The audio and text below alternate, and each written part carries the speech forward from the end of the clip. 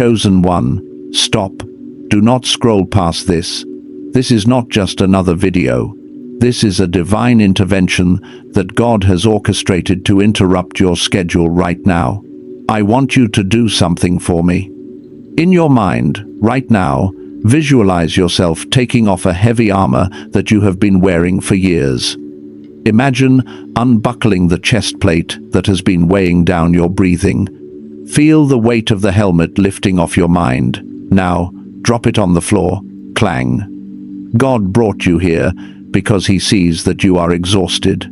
You are tired of fighting. You are tired of being the strong one. And deep down, you have been asking a question you are too afraid to speak out loud. God, where are you? Why does it feel so lonely? Listen closely. That isolation you feel, that silence, it is not abandonment, it is jealousy. God is madly in love with you. He is so obsessed with your heart that he has deliberately pushed everyone else away, cleared the stage of your life, and blocked certain doors just to get you alone in this room with him. He does not want a soldier today. He wants his bride. And he has a secret to tell you that will explain every tear you have cried in the last 6 months. If you are ready to lay down your sword and be carried by the one who loves you madly, then subscribe to this channel right now.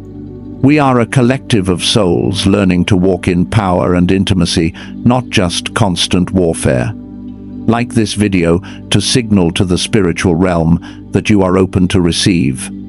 And stay with me until the very last second of this message, because by the end of this video, I am going to give you a specific protocol to shift your identity from a tired servant to a beloved partner. We are going to perform a spiritual surgery to remove the heavy burden of performance you have been carrying, and I will show you the exact signs that prove God is not ignoring you, but is actually closer than your own breath. Do not miss this. Now, let us look at where you are right now. You are suffering from battle fatigue, but it is deeper than that.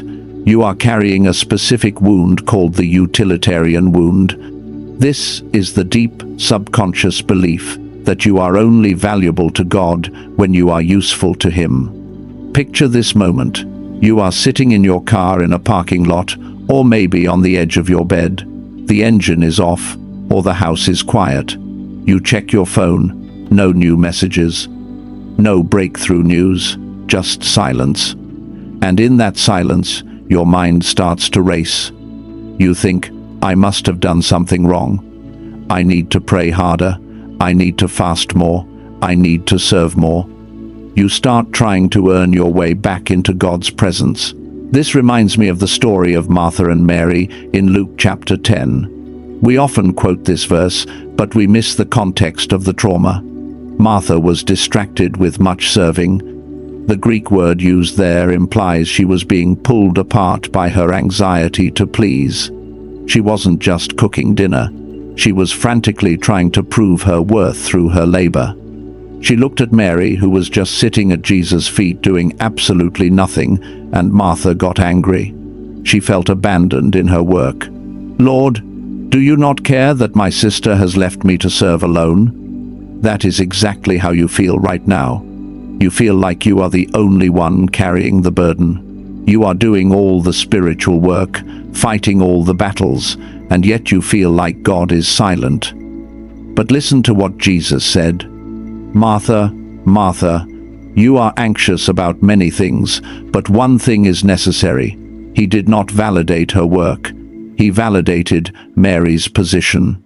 Mary chose the good portion, which will not be taken away from her. Why are you so tired? It is not the spiritual warfare. It is the utilitarian wound. You believe you are only loved when you are bleeding for the kingdom. You have confused sweat with anointing. And because of this wound, you are misinterpreting the silence. You think the silence is a punishment. You think God has withdrawn His presence because you failed a mission. But let's look at 1 Kings chapter 19. Elijah was depressed. He was running for his life. He felt like the only one left. He needed God to speak. And what happened? A great wind tore the mountains, but the Lord was not in the wind. After the wind, an earthquake, but the Lord was not in the earthquake. After the earthquake, a fire, but the Lord was not in the fire. You are looking for God in the noise. You are looking for Him in the big breakthroughs, the shaking, the fire of ministry. But the text says, after the fire, a still small voice, a whisper. God waited until the noise stopped. He waited until the performance ended. He waited until Elijah had nothing left to give. This wound you carry makes you think God is firing you, but He is actually courting you. In Hosea chapter 2 verse 14, God says something shocking about His people who had forgotten Him. He says, "Therefore, behold, I will allure her and bring her into the wilderness and speak tenderly to her." Look at the context here.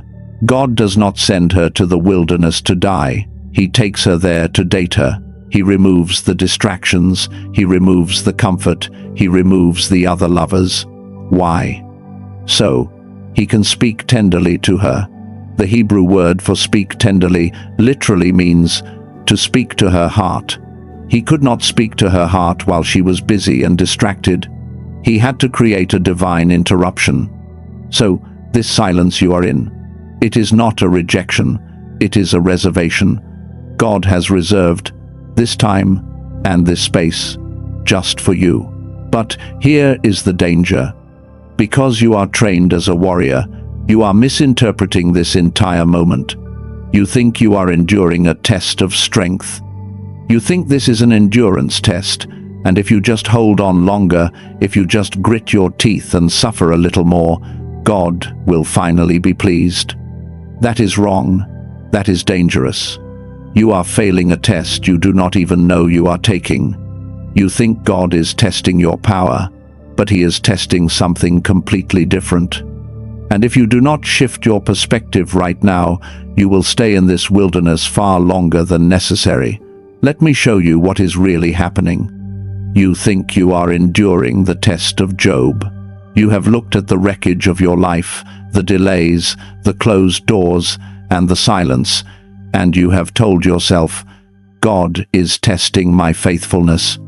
He is testing my endurance. He wants to see if I will curse Him or if I will keep serving Him even when I have nothing left. You have worn your exhaustion like a badge of honor. You have convinced yourself that the more you suffer while still working, the more pleased God is. But I need to tell you something that might shock you. You are not in the book of Job, and this is not an endurance test. You have already proven you can endure. You have endured for years. You have survived trauma that would have broken 10 other people. God knows you are strong. He does not need to break you to see if you are tough. He already knows you are a warrior. What you are facing right now is not a test of your strength. It is a receiving test. And it is the hardest test a chosen one will ever face, because it requires you to do the one thing you are terrified of doing. It requires you to stop. See, the enemy has tricked you. He knows he cannot make you sin in the traditional ways. You are not going to turn your back on God. You are not going to run into the world. So the enemy uses a different strategy. He weaponizes your own virtue. He turns your service into a shield that keeps God at a distance. He keeps you so busy doing things for God that you never have time to receive from God. You are holding so many weapons, so many responsibilities, so many burdens for other people that your hands are clenched into fists, and you cannot receive a blessing with a clenched fist. This brings us to a pattern in Scripture that we often ignore. We love the stories of God using people who work hard. But look at the pattern of identity before assignment. Look at Jesus in Luke chapter 3. Before He healed a single leper, before He preached a single sermon, before He died on the cross, the Father spoke from heaven at His baptism and said, "You are my beloved Son. With you I am well pleased." Notice the timing. God was well pleased with Jesus before Jesus had done any work. The pleasure was not based on performance. The pleasure was based on position. He was the Son. That is it. That is the audit. But you, chosen one, you have reversed this order. You believe that if you do the work of the Messiah, you will earn the love of the Father. You believe that if you save your family, if you build that business, if you intercede for your city until your knees bleed, then God will finally say, "With you I am well pleased." This is the utilitarian wound talking. You feel safe only when you are useful. And right now, God has stripped away your usefulness. He has allowed things to stall.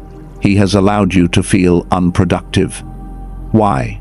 Because He is trying to surgically remove your addiction to performance. He is trying to show you that you are not His employee. You are His child. So how do we fix this? How do we pass a receiving test? We need to perform a worth audit right now. I am not going to ask you to write anything down. You are likely tired. Maybe you are driving, or maybe you are just lying there feeling the weight of the world. We are going to do this in the Spirit.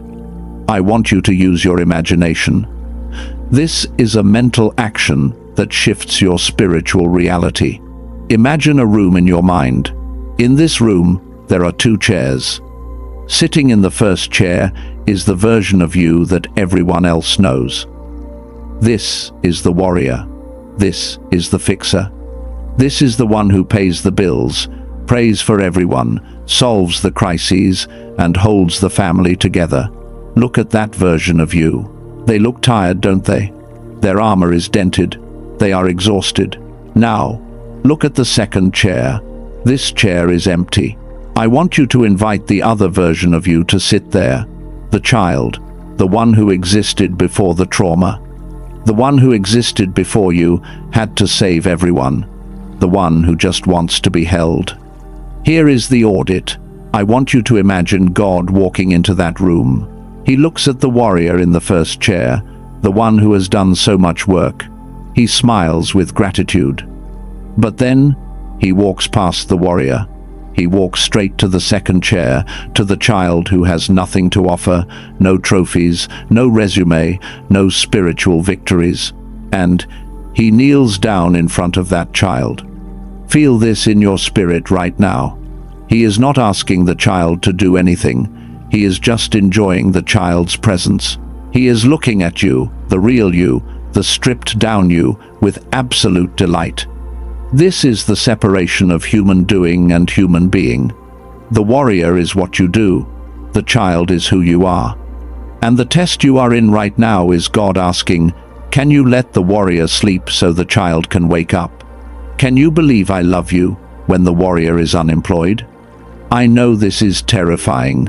I know your mind is screaming, but if I stop, everything will fall apart.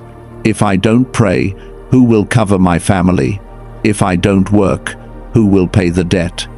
That fear is the evidence of the wound. Let me tell you about someone who faced this exact terror. Let's call him Thomas. Thomas was a pastor of a growing church, a true chosen one. He loved God violently. He worked 80 hours a week. He preached. He counseled. He visited the sick. He was the spiritual father to hundreds. Everyone told him he was a mighty man of God. But inside, Thomas was dying. He felt like a fraud. He felt that if he stopped running, God would be disappointed. He was living in the book of Job, waiting for his double portion because he was working so hard. Then, 3 years ago, on a Tuesday night, Thomas collapsed, chest pains. He thought it was a heart attack. It was a severe panic attack brought on by adrenal burnout. The doctors told him he had to stop. Not slow down, stop. For 3 months, Thomas lay in a bed, unable to preach, unable to lead, unable to be useful. He fell into a deep darkness. He cried out to God, "Lord, I gave you everything. Why have you sidelined me? I am useless to you now." He thought he was being punished. He thought he had failed the endurance test. But in the silence of that bedroom, stripped of his titles, stripped of his ministry, something shifted. One afternoon, he felt a presence in the room. It wasn't the heavy, demanding presence of a general giving orders. It was the heavy, warm presence of a father. And he heard a whisper in his spirit, clear as day. "Thomas, I did not call you to save the world. I already did that. I called you to know me. I missed you." Thomas wept for hours. He realized he had been working for God, but he hadn't been with God. He passed the receiving test when he finally said, "Lord, if I never preach again, you are enough." And do you know what happened? When he surrendered his need to be useful, the power returned. But it was different. He didn't go back to striving. He went back to abiding. Today, he does half the work he used to do, but the fruit is 10 times greater. Why? Because he is no longer operating from his own limited strength. He is operating from the overflow of being a beloved son. He passed the test. And you can too. But I know what you are thinking. You are thinking, "That sounds beautiful, but you don't understand my silence. My silence feels cruel. My silence feels like God has turned his back on me." Thomas heard a whisper, "I hear nothing. Why? Why would a God who loves me madly choose a method that feels so much like rejection? You have stopped running. You have done the audit. You are sitting in the chair of the child, but the silence is deafening. It hurts, physically. It feels like cold indifference. But chosen one, what if I told you that you are mistranslating the silence? What if the reason it hurts is not because he is absent, but because he is too close? There is a specific word in the ancient Hebrew language that describes this kind of silence. It is a word that 90% of believers misunderstand, and because they mistranslate it, they miss the encounter of a lifetime. The answer to your pain is hidden in this single word, and when you understand it, the silence will no longer terrify you. It will become your secret weapon. That word is found in a verse you have probably read 1,000 times, but you have never truly heard it. You have read it through the filter of your trauma, or through the filter of religion that paints God as a distant, stoic observer. But today, we are going to read it through the lens of the raw, untamed Hebrew language. The verse is Zephaniah chapter 3, verse 17. In most English Bibles, it reads something like this: "The Lord your God is in your midst, a mighty one who will save. He will rejoice over you with gladness. He will quiet you by his love. He will exult over you with loud singing." It sounds nice. It sounds polite. It sounds like a gentle parent singing a lullaby to a sleeping child. And because it sounds so gentle, you read it and you think, "That is sweet." But it does not match the intensity of the pain I am feeling. It does not match the violence of this silence. But let us peel back the translation layers. The Hebrew word used here for rejoice is not a word for polite happiness. It is the word giyl, G-I-Y-L. And this word does not mean to sit quietly and smile. It literally means to spin around under the influence of a violent emotion. It means to dance with such intensity that you are vibrating. Think about that for a moment. The creator of the universe, the Ancient of Days, is not just tolerating you. He is not just putting up with you until you get your act together. He is spinning over you. He is dancing over you with violent joy. You are sitting there in your room, feeling unworthy, feeling like you have let God down because you haven't prayed enough today, or because you feel numb. And at that exact moment, God is looking at you with such intensity of love that the Hebrew language describes it as a spinning dance. This changes everything about the silence. You think the silence means he has walked away. No, the verse says, he will quiet you by his love. In Hebrew, this phrase implies a silence born of deep contentment. It is the silence of a lover holding their beloved, where words are no longer necessary because the connection is so deep. He is silent, not because he is absent, but because he is savoring the moment with you. He is quieting the noise of the world, quieting the accusations of the enemy, and quieting your own frantic performing, so that you can just be held. But there is another layer here, and this brings us to the physical sensation you have been battling.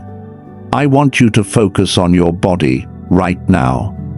Specifically, focus on your chest, right behind your sternum.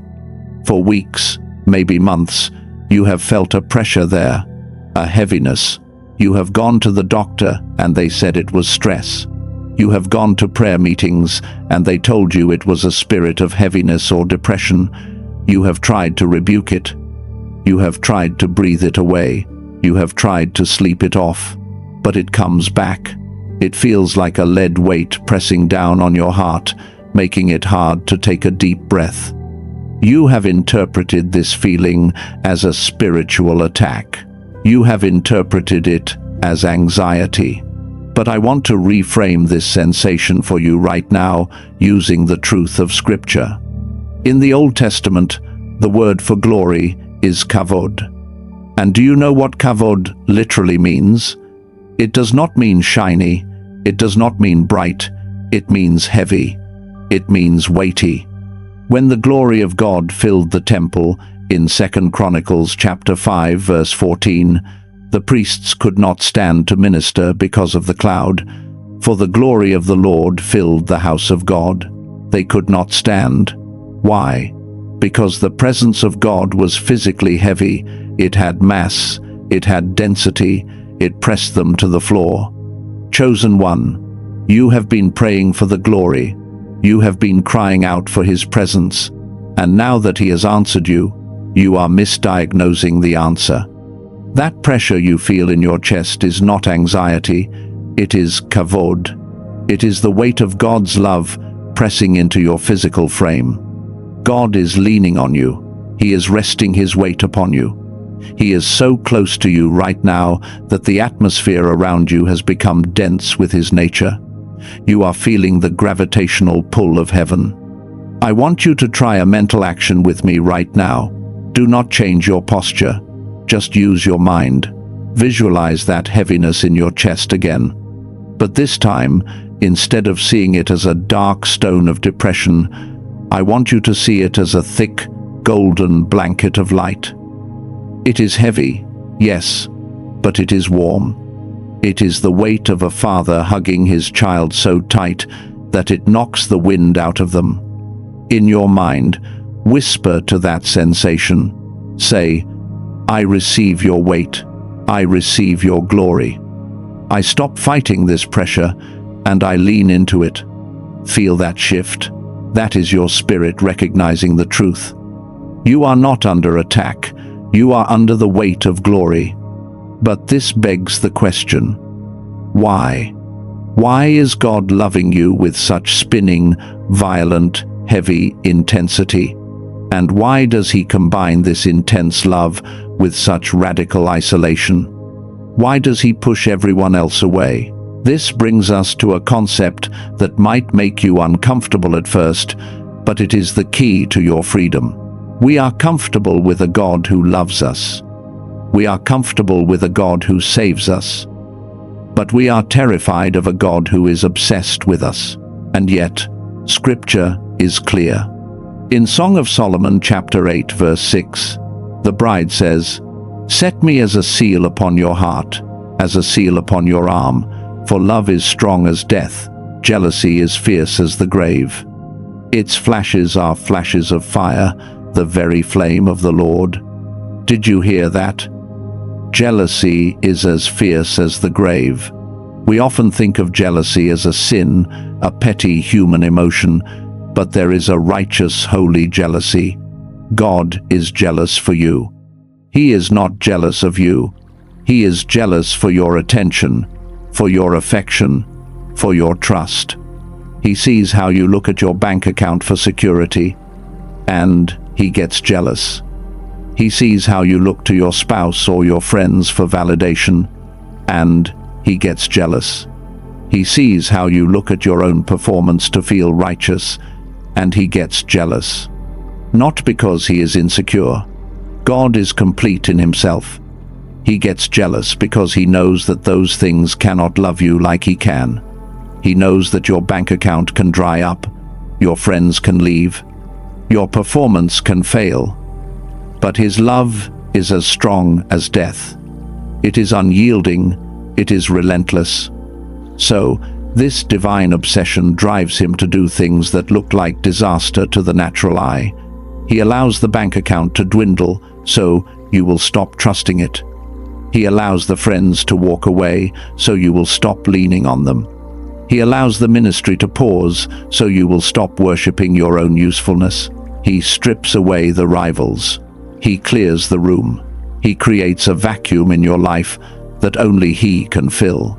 You have been crying out, "God, why is everything falling apart?"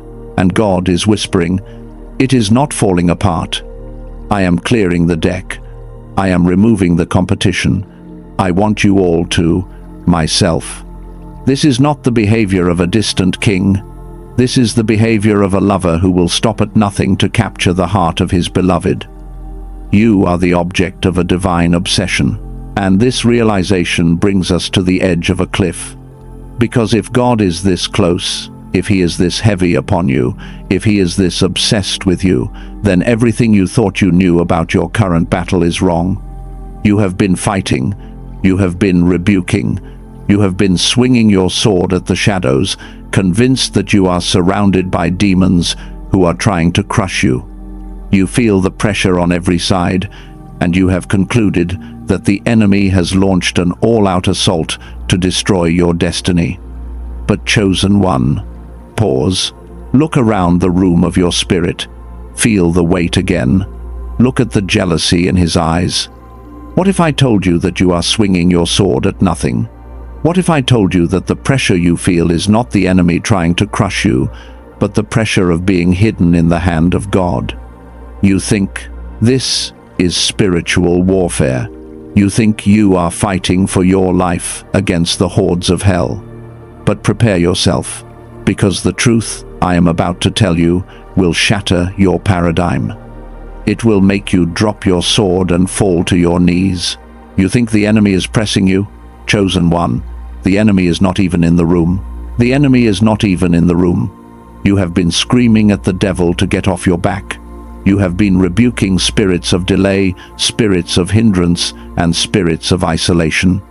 You have been swinging your sword at the shadows, exhausting yourself, wondering why the attacks will not stop. But chosen one, listen to me. The reason your sword passes right through the obstacle is because the obstacle is not a demon. The obstacle is God. I know that sounds like heresy to your religious mind. I know everything in you wants to reject that.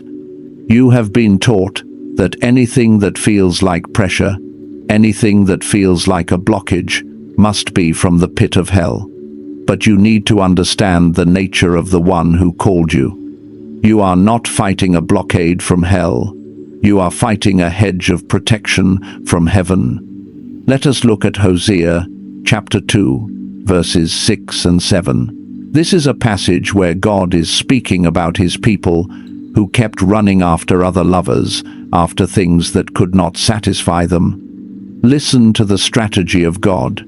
He says, "Therefore I will hedge up her way with thorns, and I will build a wall against her, so that she cannot find her paths. She shall pursue her lovers, but not overtake them, and she shall seek them, but shall not find them." Do you hear that? God says, I will build the wall. God says, I will plant the thorns. You have been rebuking the thorns, thinking they were curses sent to tear you. But God says, no, I put those thorns there to stop you from running back to things that will kill you. I blocked that relationship, not because I want you lonely, but because I want you safe. I dried up that revenue stream, not because I want you poor, but because I want you to trust me, not the economy. You have been crying out, "Lord, open the door." And God is leaning against the door from the other side, holding it shut, saying, "Not yet. If I let you out there, you will get lost again. I am keeping you in here with me." This changes the entire battlefield. You are not under siege by hatred. You are under siege by love. Think of it this way. Imagine you are at the most exclusive event in the world. There are thousands of people outside, pushing and shoving, trying to get in. But there is a heavy red velvet rope separating the crowd from the entrance. And standing at that rope is a massive security guard. To the people outside, that rope is a barrier. It is an obstacle. It is a sign of rejection. They hate the rope. But to the very important person, the VIP, that rope is not a barrier. It is a boundary of exclusivity. It creates a space of safety and honor.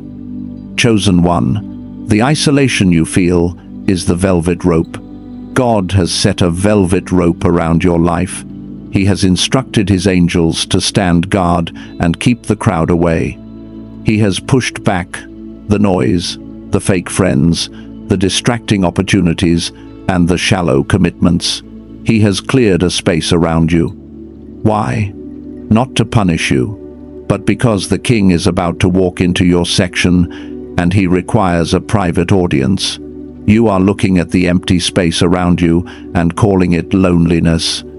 God looks at the empty space and calls it the VIP section. He has separated you because you are holy. The word holy literally means set apart. You cannot be set apart and blended in at the same time. The isolation is the proof of your value. And this brings us to the core of the twist.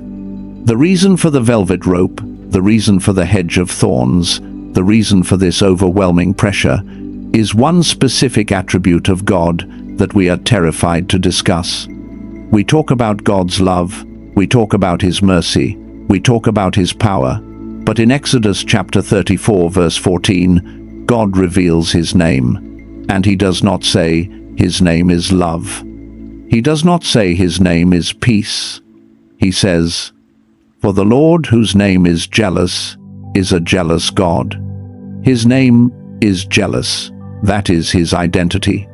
In Hebrew, the word is qana. It implies a zeal, a heat, a redness of the face. It is an intense, fiery protectiveness over what belongs to him. God is jealous for you.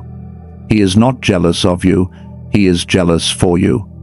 He sees how you give your best energy to your job, and he gets jealous. He sees how you give your deepest emotional intimacy to your spouse or your best friend, and he gets jealous. He sees how you rely on your bank account for a sense of peace, and he gets jealous. He wants that place. He wants to be the source of your peace. He wants to be the first place you run to when you cry.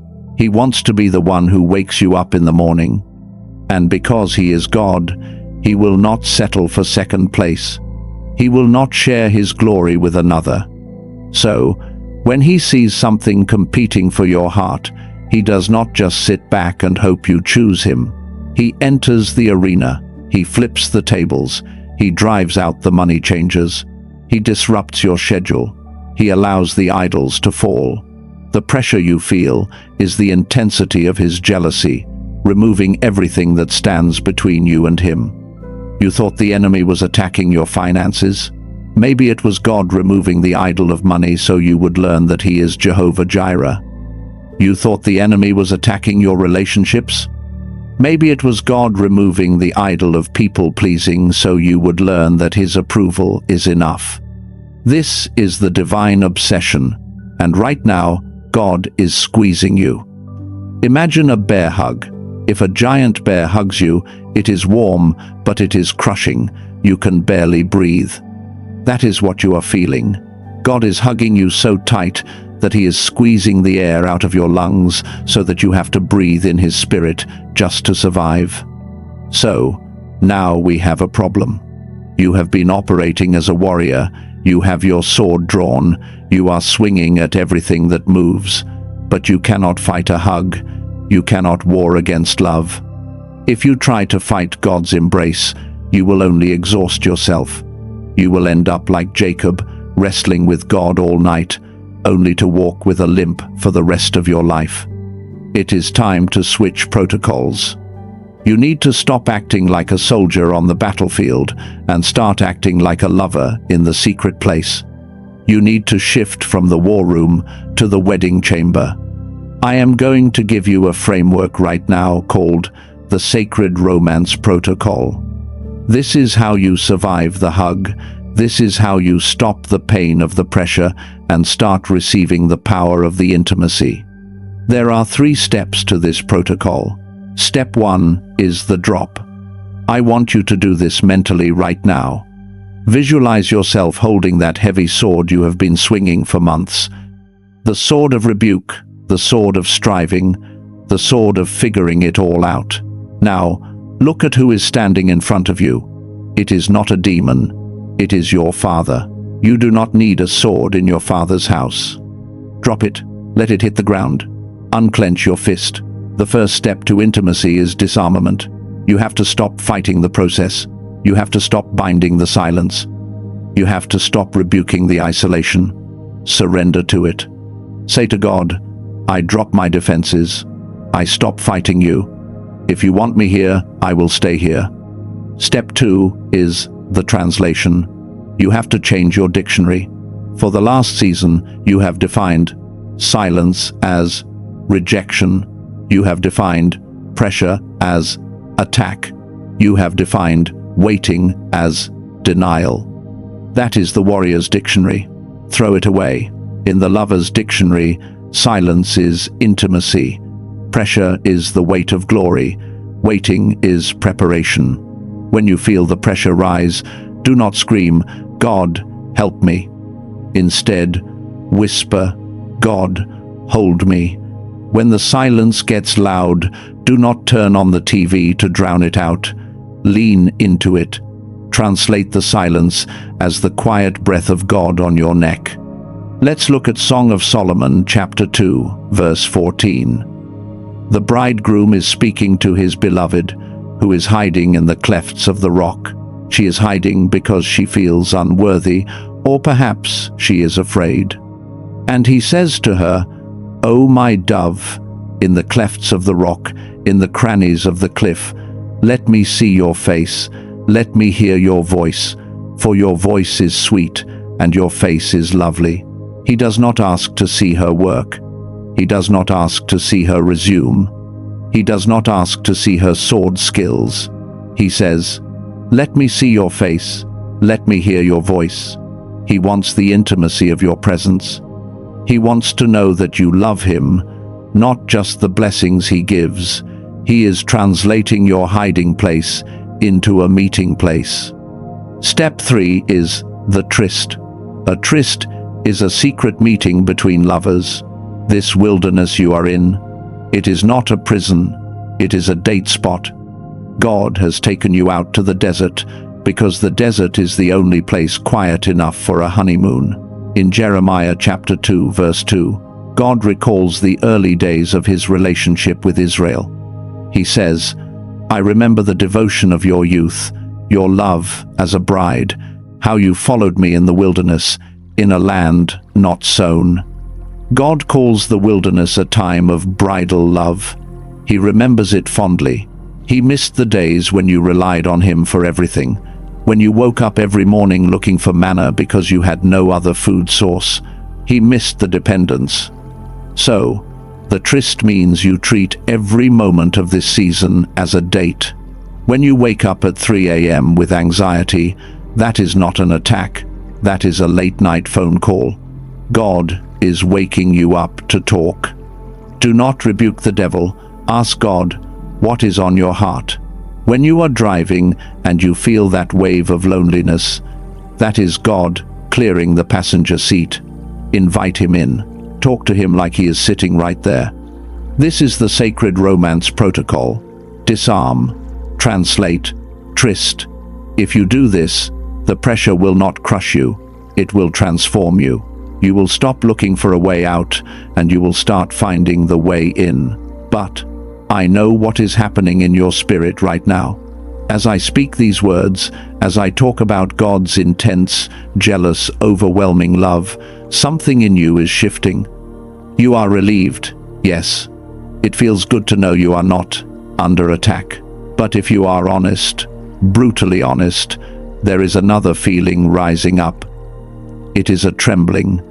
It is a subtle urge to run away. You hear about this level of intimacy, this level of being known, and a part of you wants to recoil. You want the blessing, yes. You want the protection, yes. But this nakedness of soul before a jealous God, it terrifies you. Why? Why would you be afraid of the very love you have been praying for? Why does the idea of God looking at you with total obsession make you want to hide in the shadows?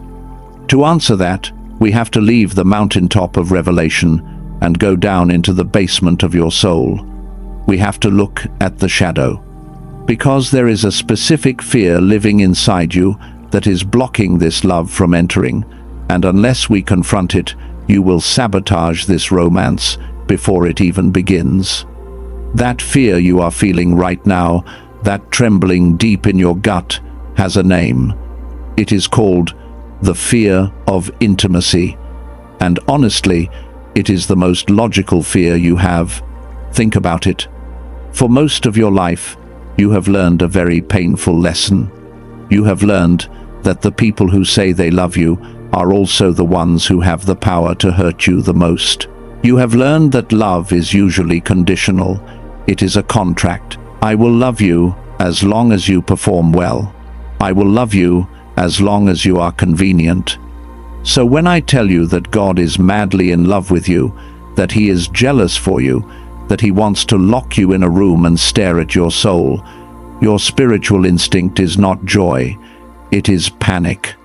Because your trauma brain is screaming, if he gets that close, he will see the cracks. If he gets that close, he will see the ugly thoughts I have at 3 a.m.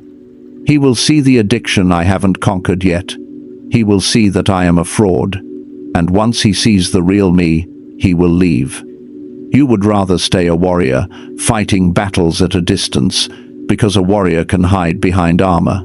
But a bride has to be naked, a bride has to be vulnerable, and that terrifies you. This is the exact pattern we see in the very first human story. In Genesis chapter 3, after Adam and Eve sinned, God came walking in the garden. He came for their daily meeting. He came for intimacy. But what did Adam do? He hid. And when God asked, "Where are you?" Adam said, "I heard the sound of you in the garden, and I was afraid, because I was naked, and I hid myself." Notice the connection. I was afraid because I was naked. He wasn't afraid of punishment yet. He was afraid of being seen in his broken state. You are doing the same thing. You fill your life with noise, with ministry, with busyness, because the silence feels like nakedness. You are afraid that if you sit still in the silence of God's jealousy, He will finally realize He picked the wrong person. But let me show you another pattern in Luke chapter 5. This one hits even closer to home. Jesus performs a miracle for Peter. He fills Peter's boat with so many fish that the nets begin to break. It is a massive blessing. It is an overwhelming display of favor and love. And what is Peter's reaction? He does not say, "Thank you." He does not celebrate. He falls down at Jesus' knees and says, "Depart from me, for I am a sinful man, O Lord." Think about the psychology of that moment. Peter was faced with the goodness of God, and his immediate reaction was, "Go away. I am not good enough for this love.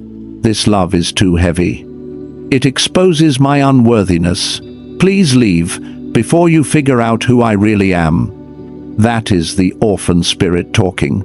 The orphan spirit is the voice in your head that says you have to earn your place at the table.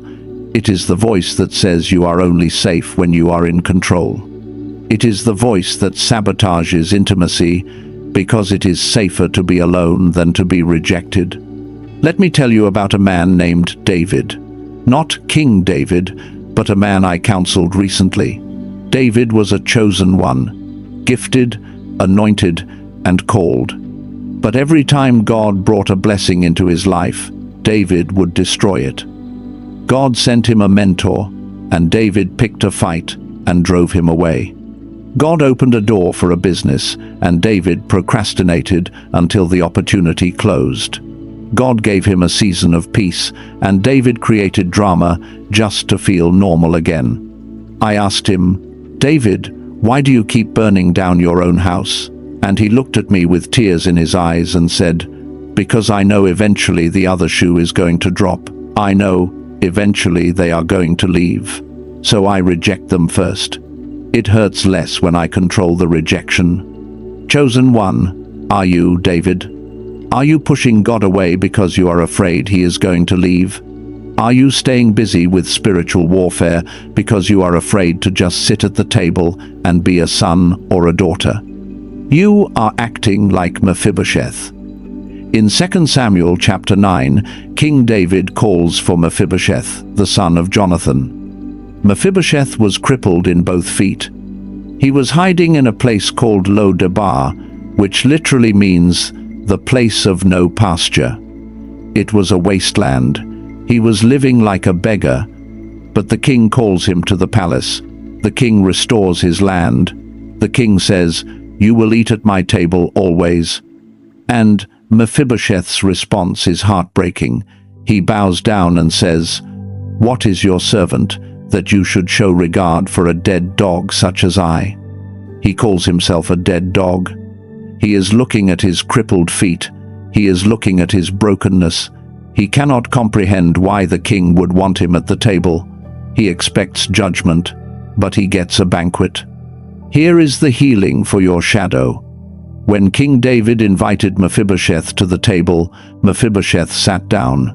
And when you sit at a banquet table, your feet are covered by the tablecloth. God knows your feet are crippled. He knows your flaws. He knows your secret sins. He knows the thoughts you are ashamed of. He knows you are hiding in Lo-debar, and he called you anyway. He does not want you at the table because your feet are perfect. He wants you at the table because you are his. The tablecloth of his grace covers the things you are ashamed of. You do not have to fix yourself before you sit down. You just have to sit down. I want you to do a mental action with me right now. This is a move against the orphan spirit. Close your eyes for a second, if it is safe, or just visualize this in your mind. Picture a massive banquet hall. The table is set with the finest food. At the head of the table sits God, and there is a chair with your name on it. Right now, you are standing in the doorway. You are holding your armor. You are looking at your dirty feet. The orphan spirit is whispering, "You don't belong there. Go back to the servants' quarters. Go back to fighting." In your mind, I want you to walk to that chair. Ignore the whisper. Pull the chair out and sit down. Do not say a prayer. Do not promise to do better. Just sit. Put your legs under the table. Feel the relief of being off your feet. Look at the Father. He is not looking at your feet. He is looking at your face. Tell him, in your mind, "I accept the seat. I stop apologizing for being here. I am not an orphan. I am a son. I am a daughter." Feel that shift? That is the death of the orphan spirit. That is you accepting the divine obsession. You are letting yourself be loved. But listen to me carefully. This moment of acceptance is dangerous. Because as long as you were an orphan, as long as you were fighting your own battles in your own strength, the enemy was not too worried about you. An exhausted warrior is easy to manage, but a seated son, a seated daughter who knows their identity, that is a threat to the kingdom of darkness. When you accept this love, when you stop striving and start receiving, the enemy changes his tactics. He can no longer attack you with the spirit of heaviness because you know that is the weight of glory. He can no longer attack you with isolation because you know that is the VIP section. So, he has to switch weapons. He has to use something more subtle. He has to use something that looks like your own thoughts. Now that you are seated at the table, the enemy is going to stand outside the window and shoot 7 specific poisonous arrows at you. These are not arrows of war. They are arrows of doubt. They are designed to make you stand up and leave the table on your own. You need to know exactly what they look like, because the first one is likely flying toward you right now. You need to understand the rules of engagement for this new season. The moment you sat down at the king's table in your spirit, the moment you accepted your identity as a son or daughter, the alarm bells went off in the kingdom of darkness. You see, the enemy is not afraid of a religious person who follows rules. He is terrified of a beloved child who knows their rights. So, his strategy against you is shifting right now. He is no longer trying to kill you. He knows he cannot touch your life because of the hedge of protection.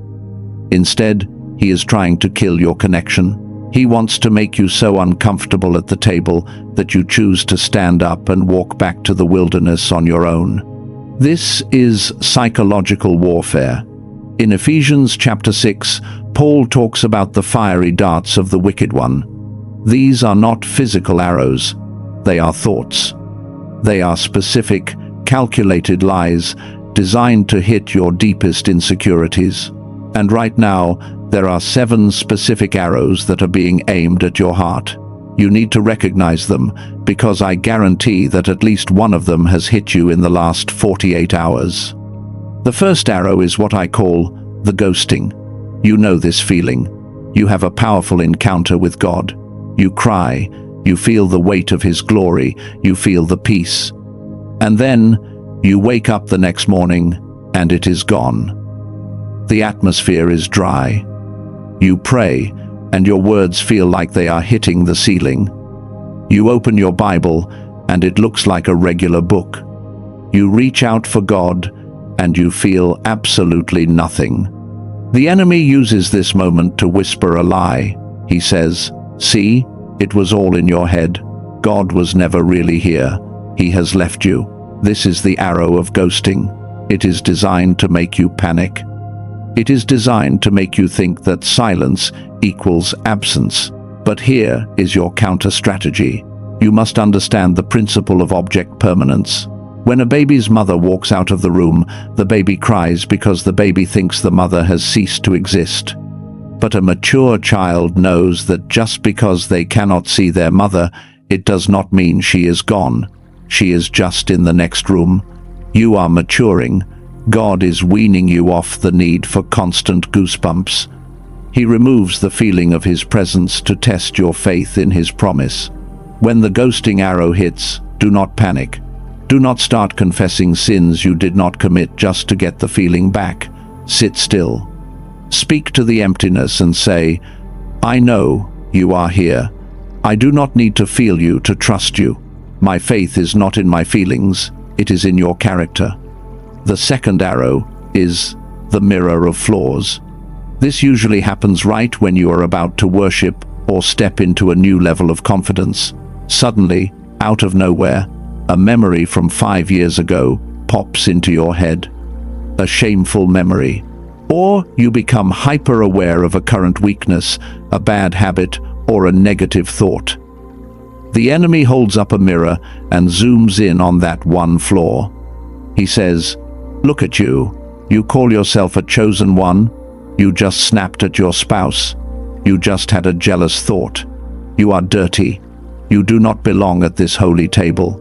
Get up and leave before you contaminate the place." This is the voice of the accuser of the brethren mentioned in Revelation chapter 12. He accuses you day and night. His goal is to produce shame.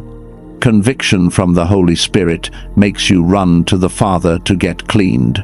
Shame from the enemy makes you hide from the Father to get covered. When this arrow hits, do not argue with the mirror. Do not try to justify yourself. Instead, look at the tablecloth. Remember Mephibosheth.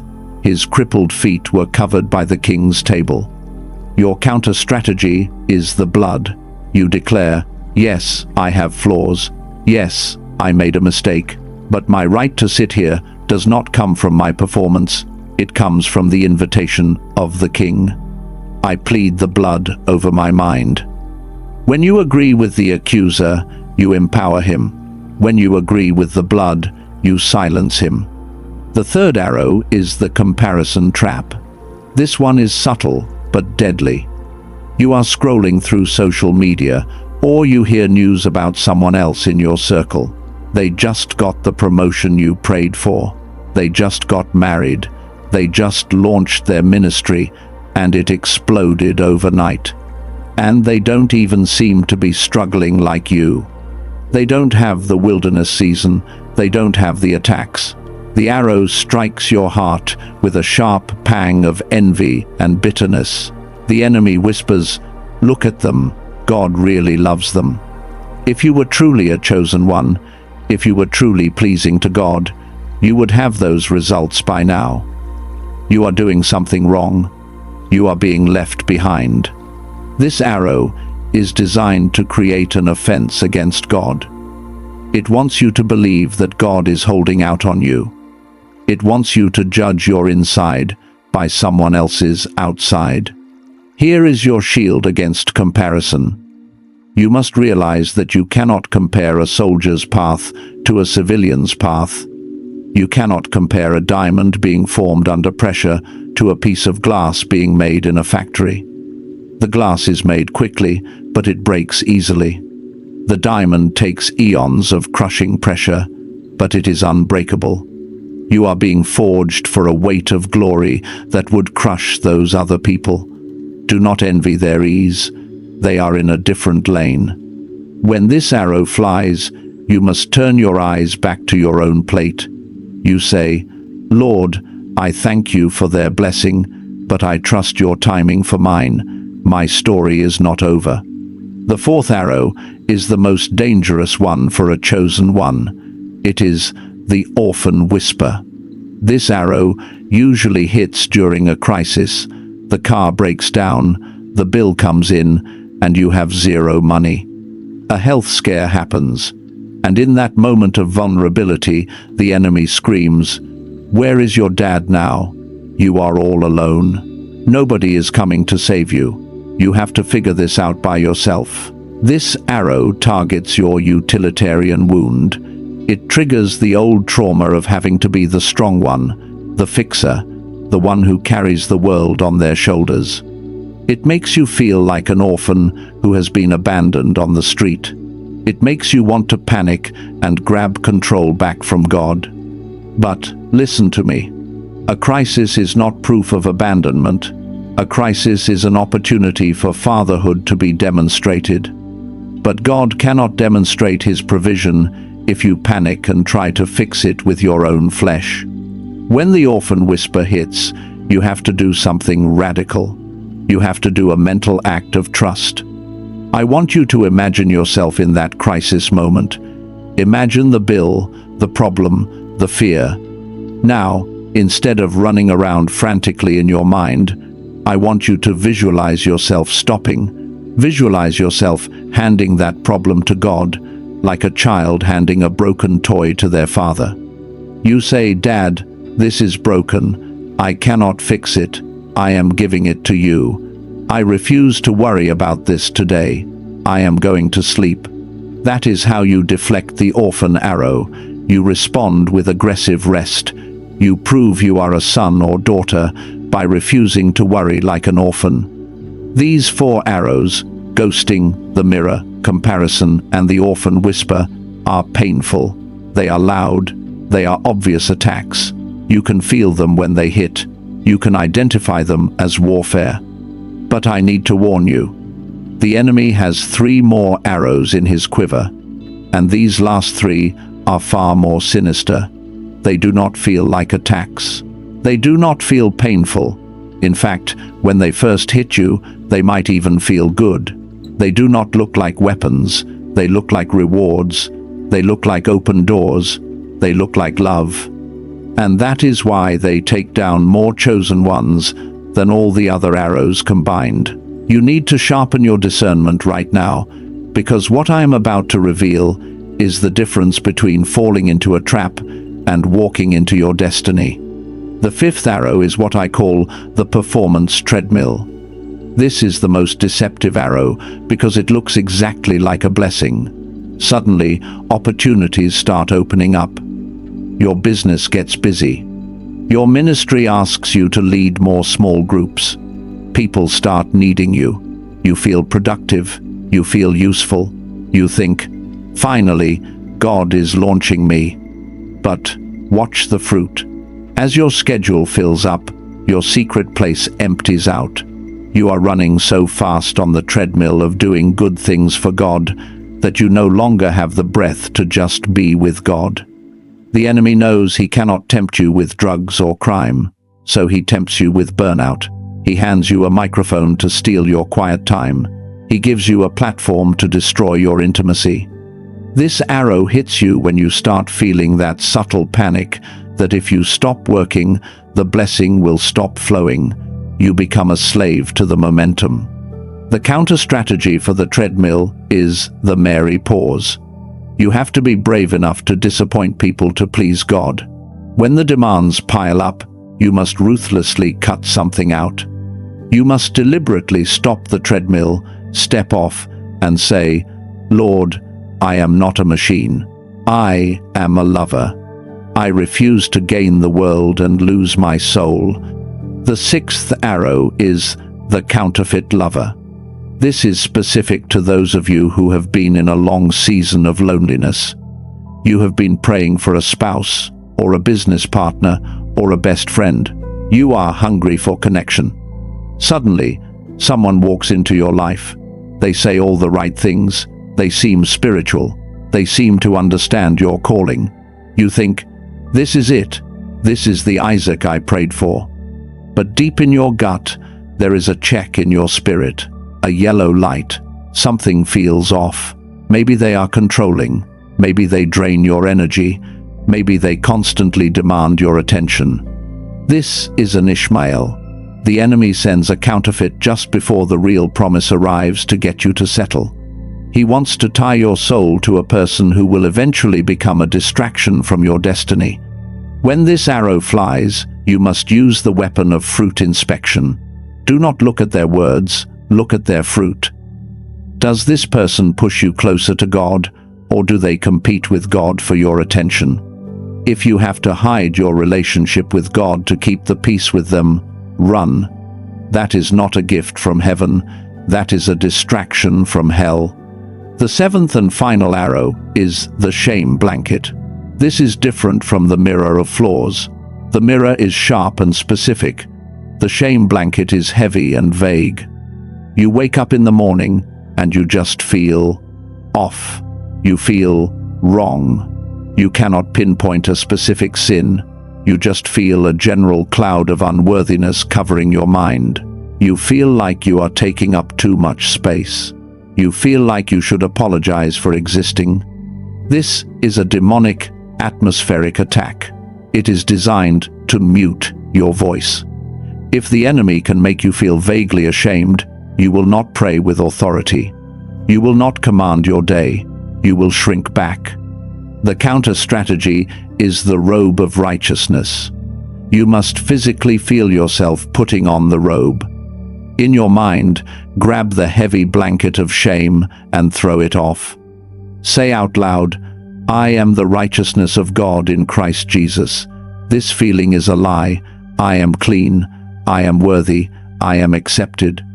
Now, listen to me closely. We have identified the 7 arrows. We have raised the shields. But a shield is a defensive weapon.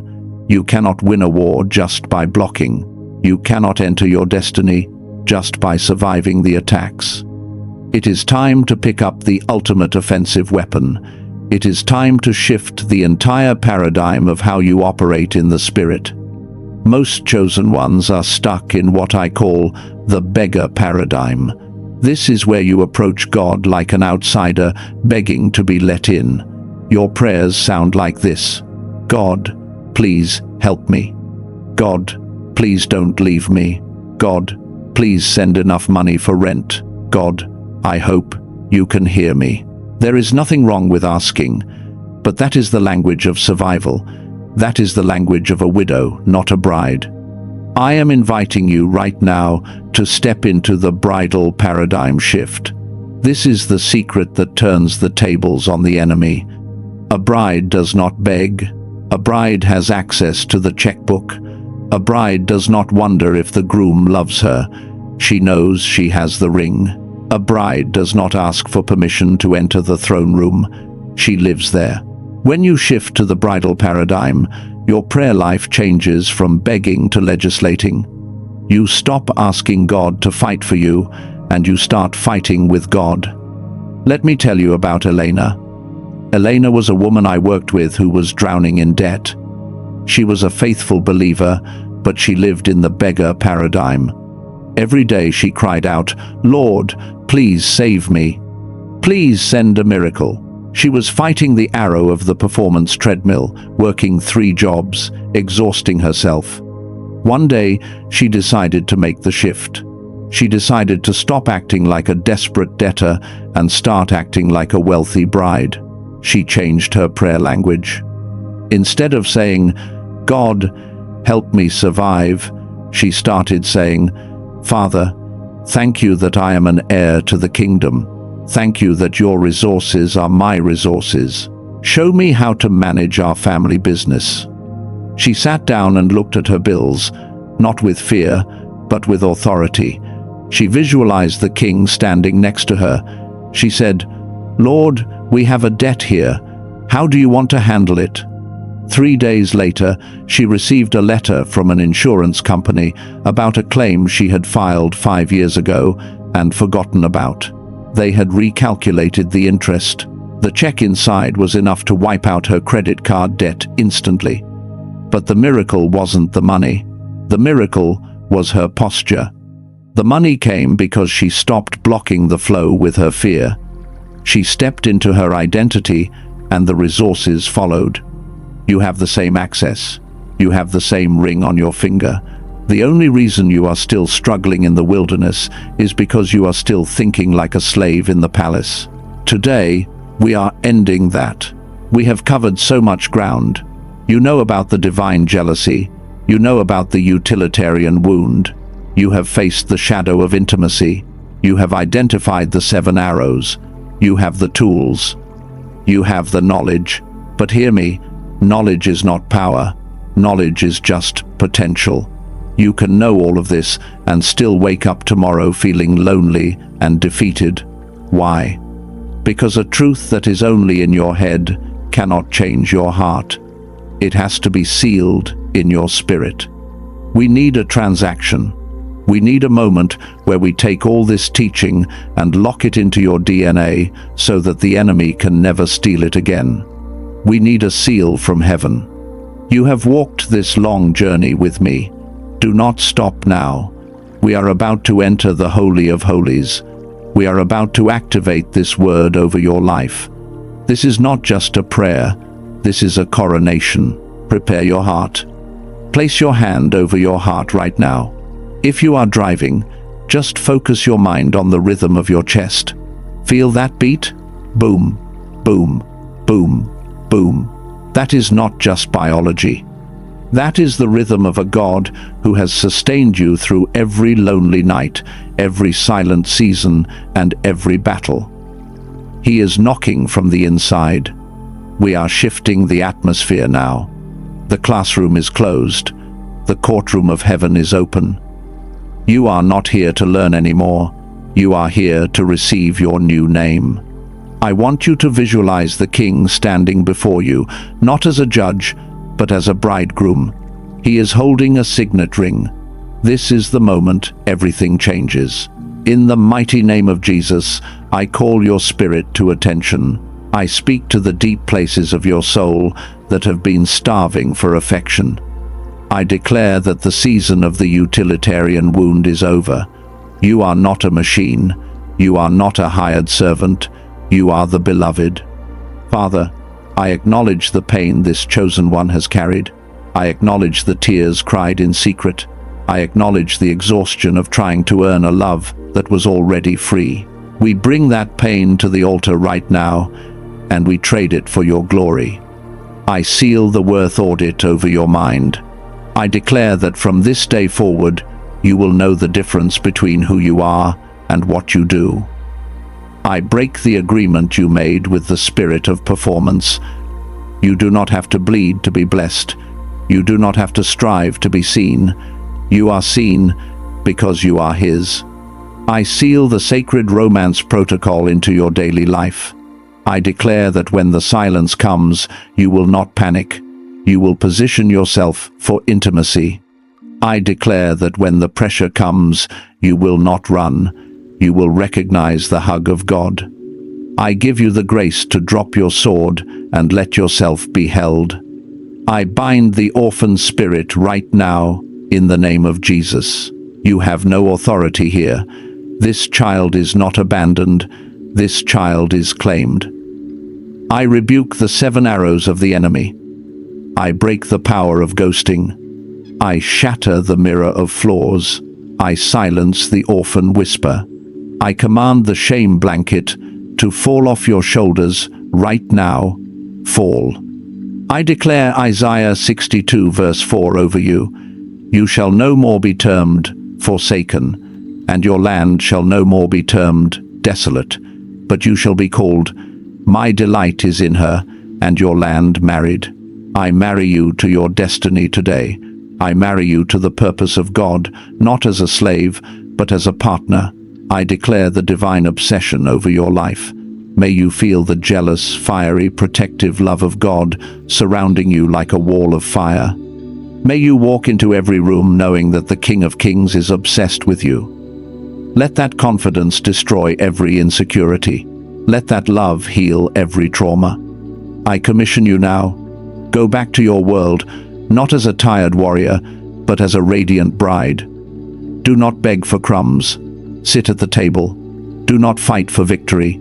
Fight from victory. Song of Solomon says, My beloved is mine, and I am his. Repeat that in your spirit. I am his. I am his. I am his.